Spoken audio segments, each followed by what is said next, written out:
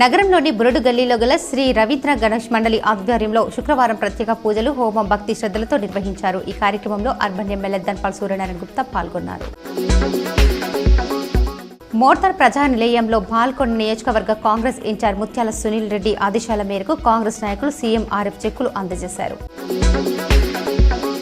హున్సా గ్రామం మున్నూరు కాపు గణేష్ మండలి ఆధ్వర్యంలో నృత్య కార్యక్రమాలు భక్తి శ్రద్ధలతో నిర్వహించారు.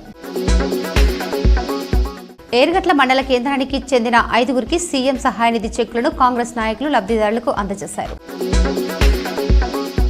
నిర్మల్ జిల్లా బాసర ప్రసిద్ధ పుణ్యక్షేత్రంలో బాల గణేష్ ఉత్సవ కమిటీ ఆధ్వర్యంలో బాల గణేష్ కళ్యాణాన్ని గమనీయంగా నిర్వహించారు. బీడీ కార్మికులకు ఇచ్చిన హామీలను నెరవేర్చాలని, జీవనాభృతి 4016 ఇవ్వాలని రాష్ట్ర కార్యదర్శి ఎం ముత్తెన్న డిమాండ్ చేశారు. సిపిఎం అఖిల భారత కార్యదర్శి సీతారాం ఏచూరికి సిపిఎం జిల్లా కమిటీ నాయకులు సంతాపం ప్రకటించి నివాళులు అర్పించారు. నిజామాబాద్ రూరల్ మండలంలోని గుండారం, మల్కాపూర్ గ్రామాల్లో చిరుత సంచరిస్తుందని గ్రామస్తులు భయాందోళనకు గురవుతున్నారు.